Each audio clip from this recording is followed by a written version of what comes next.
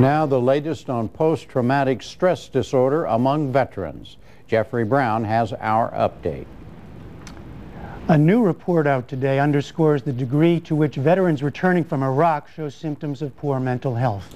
The study, published in the Journal of the American Medical Association, looked at screenings done of military personnel over the course of 6 months after they returned from the combat zone. It found that 1 in 5 active duty soldiers needed mental health care. For reservists, the numbers were even higher. 2 out of 5 needed treatment. For more, we turn to our health correspondent, Susan Denser. The health unit is a partnership with the Robert Wood Johnson Foundation. Susan, so this was an attempt to study soldiers at different times over the period when they first come back. Yes, in effect, Jeff, the military's attempts to tease out what's going on with mental health issues in combat veterans has evolved over the course of the Iraq War. Shortly after the start of the war, the military added a mental health screening component to a normal health screening that is done 1 month after people return from combat. Very soon after. Very soon after they return. Just last year, the Army went in and added an additional screening test that is done 3 to 6 months after people return. And the effort was really to determine whether there are other issues that surface after people have been back for a while. And the answer that this study basically says is yes, there are.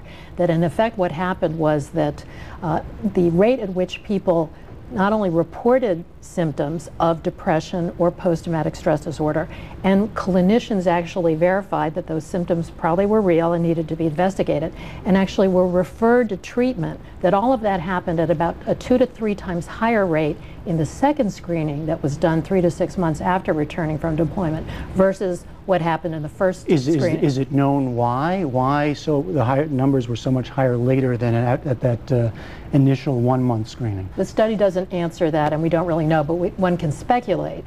For example, one can speculate that rather young, mostly male soldiers, when they return, are so happy to be back that for the first month they're really focusing on being home, rejoining family and everything else, and that really it's only over a matter of time that things begin to surface. Another, though, very important intervention that the Army has introduced is something called Battle Mind. And you can actually, as a civilian, access this by going to www.battlemind.org and see a training tool that actually helps soldiers and others understand combat stress issues before they deploy, while they're in the field, and after they deploy. And we also, the researchers, I should say, also surmise that maybe this itself is actually teasing out a little bit more of a response from people. Soldiers are actually doing what the Army doctors hope they'll do, which is recognizing that they have some symptoms that might be PTSD or depression, and actually being mobilized to report those and follow up with clinicians about them, and they view that as a very important constructive development.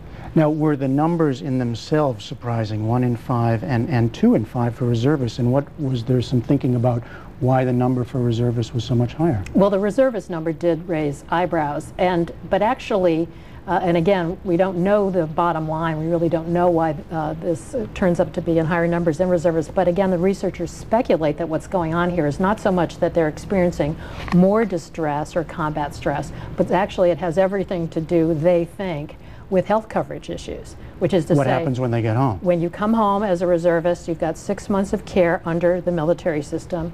You have up to 2 years of care under the VA system. But after that, depending on what your normal civilian health insurance coverage is, you're on your own. So what they speculate may be going on here is that people are realizing that they have a finite period of time when these issues might be able to be addressed in either the military or the VA system. So they are reporting it and basically being referred in higher numbers to clinicians. Part of the reason they think that is that the same group of people, the reservists, also have higher physical health symptoms. It's not just mental health symptoms. So that suggests that this coverage issue is really what's driving these higher numbers.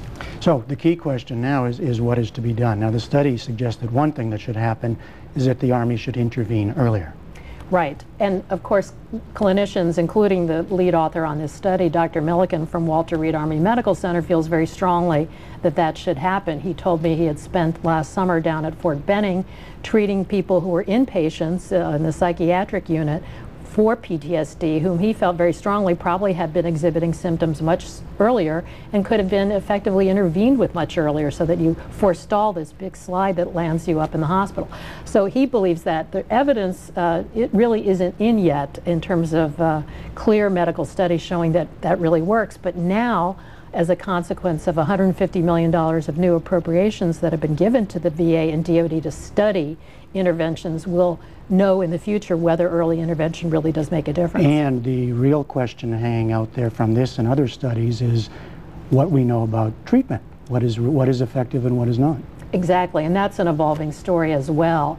Just last month, the Institute of Medicine, an arm of the National Academy of Sciences, put out a report saying, with one exception, which is something called exposure therapy, which is when you actually have people reenact or relive their traumatic experience as a way of desensitizing them to the response from that experience. With that exception, that is the only form of intervention in PTSD that has been demonstrated in scientifically rigorous studies to be effective.